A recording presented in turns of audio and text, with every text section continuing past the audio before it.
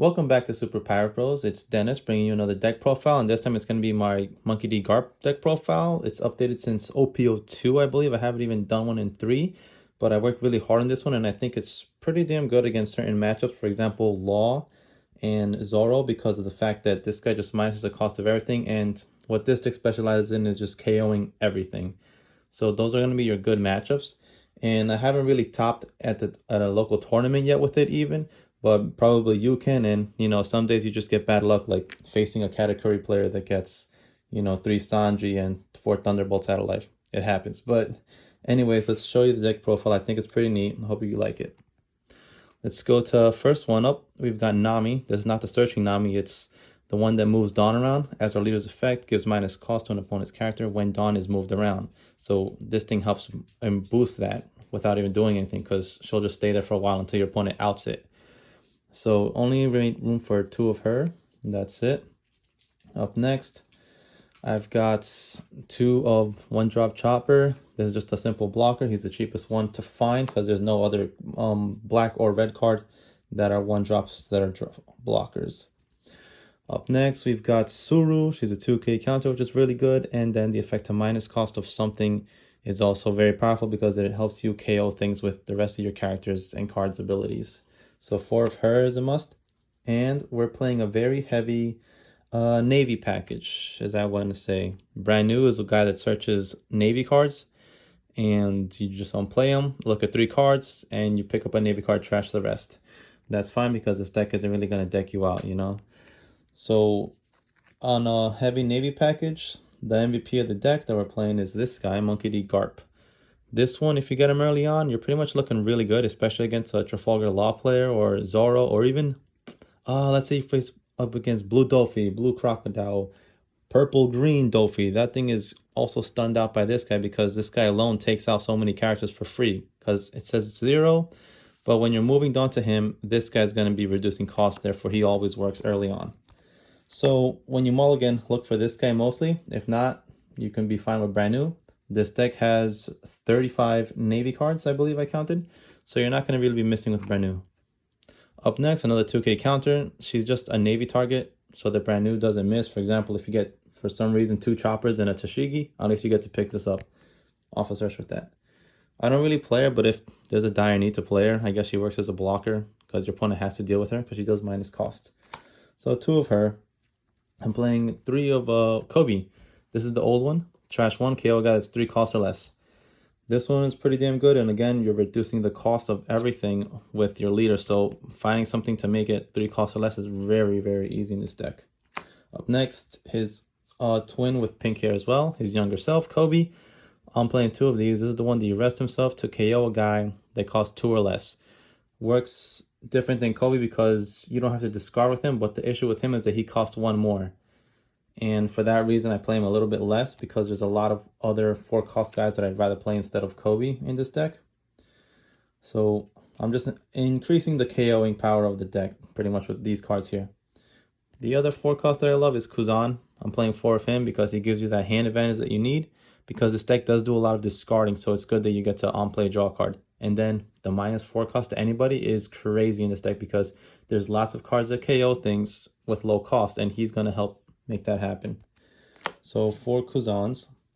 The next Navy brother of his is Borsalino. This is the sticky guy that's very hard to remove off the field because he becomes 6k on the opponent's turn, and then he can't be KO'd by effect. So the only decks that are really going to be outing him is blue decks that can bottom deck him. But besides that, it's a nice guy to be blocking for the game for you. Borsalino's been good since he ever came out. Up next, more KOing power is going to be Monkey D. Garp. You trash a card from your hand and then rest him to KO an opponent's character with a cost of 4 or less. Again, it's very easy to make things cost 4 or less because of all the cards in your deck that reduce cost and your leader's crazy effect. And then he becomes rested, yeah, but he's also 6k power, so he's very easy to protect with your 2k counters and even 1k counters if you need to protect him that way. So 2 of him. I found room for just 2 Sabos. I'm only playing 2 of Sabo because Sabo to me is a little worse in this deck than Borsalino. It's nice that he gets to reset your hand, but him costing 5, it's like I'd much rather play the Monkey D. Garp to begin KOing things. But sometimes he comes up, the Sabo. Up next, the big KOer, the highest one, would be Sakazuki. He KOs a guy that costs 5 or less on play, and with the trashing one. And then you're left with a 7K beater on the field. So very good card. Again, you can search these guys with brand new, whatever piece you're missing. If you're missing Kuzan, Sakazuki, or if you want Garp for whatever reason at that moment, brand new can get it for you. So 3 is enough. I don't need to max him out at 4 because we aren't likely to see him. Up next from my boss cards, we've got one Aisho. Aisho, I know a lot of people aren't a fan of, but he can be very deadly against, for example, Whitebeard matchups that always have a gigantic hand. You can do this and blind take away their Radical Beam, for example, and then they're going to be struggling in the end game against you. So, yeah, it's only if your opponent has 6 or more cards, so that's when you do it. And then the other effect reduces cost to everybody, so making it easier for you to KO everything else with all your cards. So, just one of him. And you never really brick in this deck because you have so many discarding effects that if you cannot find a reason to use him, then you just discard him with one of your effects. It doesn't even matter.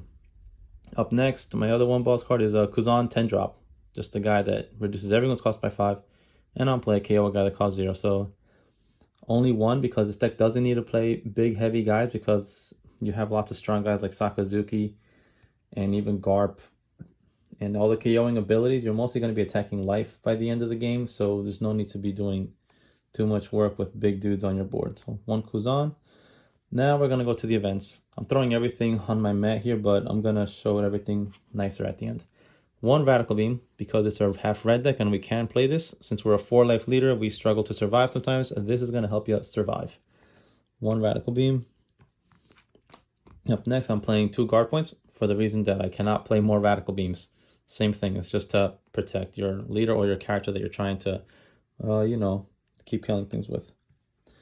Up next, we've got some KOing power again. 2 of Meteor Volcano, KO opponent's character with a cost of 1 or less.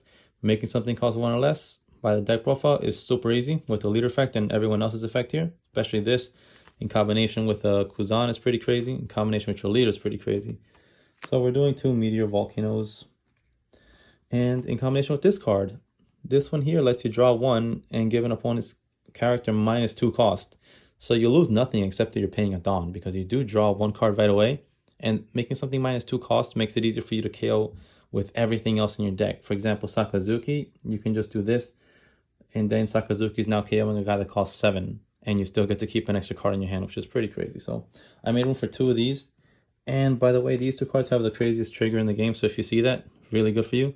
One is draw 2 cards, trash 1. The other one is your opponent trashes 1. Love those triggers. Up next, another guy with a good trigger. It's Shockwave. KO something of 4 cost or less on the trigger, but it protects your guys of 4,000 power. And another very good card that's against low costing characters like Zordex, Lawdex, and even certain... everybody plays low cost characters in every deck, right? Somewhere. So Shockwave's pretty nice to have. Made room for 2 of those. And last up, the very spicy pick that I love is this card here, Fire Fist. This thing actually let me win a game against a Dofi player the other day because they had no clue that I would ever play this. And it's you just trash an event from your hand, KO a guy that's 5,000 power less and 4,000 power or less.